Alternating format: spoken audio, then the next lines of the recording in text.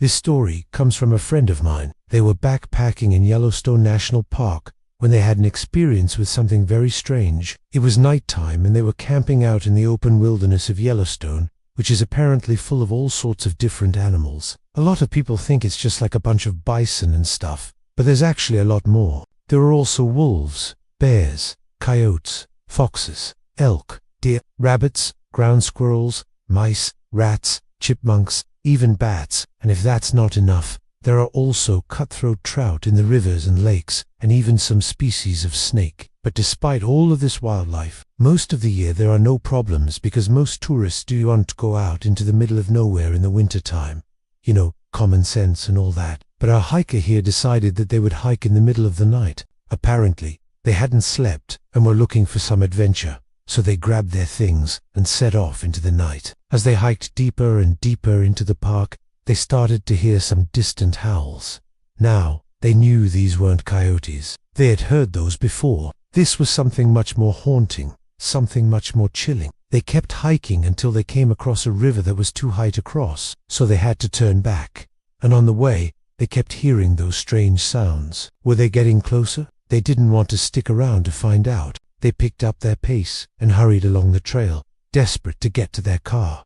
The forest seemed darker than ever. Every single tree looked like a gnarled claw reaching out to grab them, and the moon seemed to be hiding behind the clouds, leaving them in total darkness. Then they saw it, a pair of glowing eyes staring directly at them from behind a log. Their blood ran cold.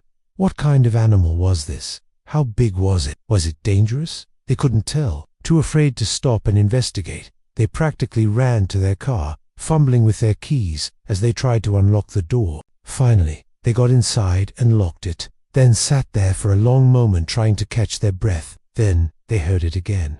The sound that had been following them, that horrible, haunting howl. It was right outside their car. Whatever it was close now. It circled the car a few times and then started to pace back and forth in front of it. They could hear its heavy footsteps on the roof of the car. They could feel the vibrations in the metal. They rolled up the windows and turned on all the lights, but still they didn't want to look outside. Finally, after what felt like hours, the creature wandered off into the forest. Relieved but still shaken, they started the engine and slowly drove away. They never looked back. So obviously, this guy just had a run-in with a bear. Right, well, maybe, but this story gets weirder. See, after he posted this, other people started telling similar stories. One of these was from a man named David, who had a very similar encounter with a mysterious animal in the same national park, except it happened in the summer. He was staying in a cabin near the Mammoth Hot Springs when he started hearing a knock at the door. At first, he thought it was just some curious tourists, or maybe a ranger checking on him. But the knocking kept going long after the tourist center closed for the night. He even saw a shadow through the peephole,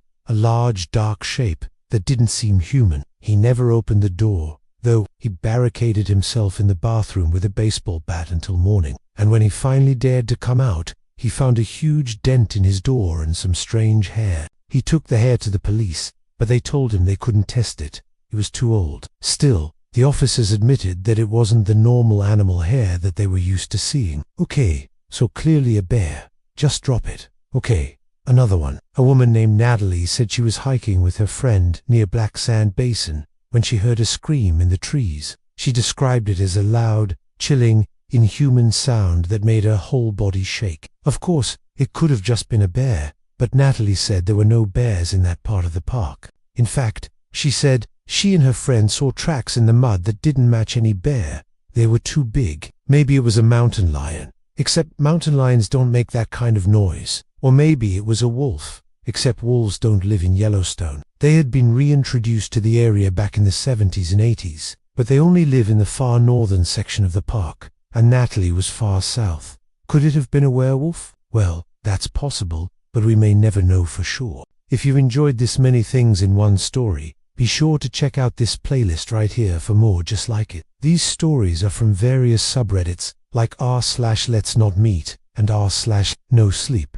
So be sure to subscribe and I'll see you next time. Werewolves are, of course, technically supposed to be werewolves, creatures cursed to turn into a wolf or something wolf-like every full moon. But sometimes it seems like werewolves and lycanthropes are treated basically as vampires, as monsters who just happened to be cursed to turn into wolves. But there are plenty of differences between the two. After all, werewolves are usually hairy, four-legged monsters, and while vampires can vary quite a bit in fiction, they're rarely furry. But of course, just because werewolves aren't vampires doesn't mean that they can't behave like them. In fact, I once wrote a story about a vampire who lived in a forest and hunted by disguising herself as a werewolf. Maybe that's what's happening here. Perhaps our protagonist just encountered a shape-shifting vampire instead of a werewolf. And if that's the case, maybe this is a good time to discuss some of the ways that vampires might disguise themselves as werewolves, tricking people like David into thinking they're dealing with a monster, when really it is a monster of a different kind. First of all, let's talk about the physical transformation. Werewolves usually turn into wolves, right? Big, hairy beasts with sharp teeth and claws, strong paws and pointed ears. But vampires don't look like that. They usually look human, unless they're in the sun or something. So how could a vampire trick us into thinking they're a werewolf? Well, they could always just use makeup. Really, if they apply the right makeup, maybe some fake fur, they could easily pull it off. Especially since they probably have centuries worth of knowledge on special effects. But let's say they don't bother with makeup. Let's say they just appear in their usual vampire form. Is that enough to fool us? Well, surprisingly, it just might be. You see, werewolves are almost always depicted as hairy monsters, right? Vampires, on the other hand, are usually smooth. So if someone showed up covered in fur, people would probably assume that they were a werewolf, right? Unless, of course, they were a vampire who had the ability to shapeshift, but just chose not to. Sure, that person might look human most of the time, but if they were a vampire, why would they suddenly decide to turn into a werewolf? What changed their mind? Well, maybe they were trying to hide their identity, or maybe they were trying to scare someone off, or maybe they were trying to hunt. After all, we know that some vampires hunt by using their powers of shapeshifting to take the form of prey animals, and then lure unsuspecting victims into their grasp. Could this vampire be doing the same thing? Maybe they deliberately chose to appear as a werewolf in order to attract a specific victim, or maybe they're just trying to keep their distance. Maybe they don't want to get too close to humans, but they've seen the campers and decided to scare them away. Maybe they were hungry, but decided against taking the life of a human. They could have chosen to appear as a werewolf, to hunt for smaller prey, to stalk through the forest, catching rabbits and deer and feeding on the blood of animals instead of men. And if that didn't work, if they still wanted to be a little bit more subtle, they could always try a different trick, perhaps a trick that doesn't involve fur. After all, werewolves are usually depicted as being stronger than normal humans, right, and faster. And vampires are usually depicted as being stronger and faster than normal humans.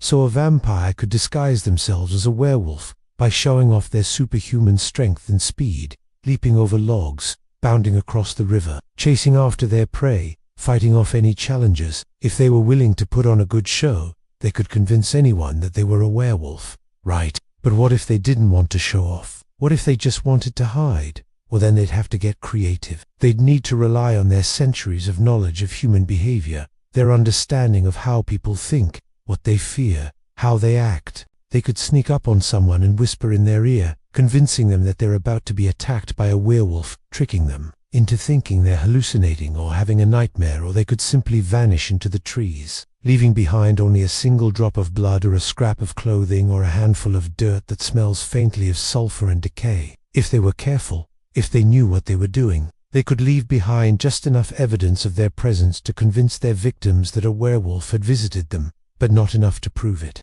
Because ultimately, wouldn't we all think that someone was pulling our leg if we told them about a monster that smelled like dirt and brimstone and left behind traces of blood? Wouldn't we all think that the victim was crazy? Wouldn't we all assume that they were just making things up? And in the end, isn't that the real monster? The one that lurks in the shadows of our minds? The one that whispers doubts and fears and suspicions? Because if we can't trust ourselves, if we can't trust what we see and hear and smell, then how can we ever hope to survive in a world where anything is possible? Thank you for watching. If you liked this video, please consider subscribing, and I'll see you next time.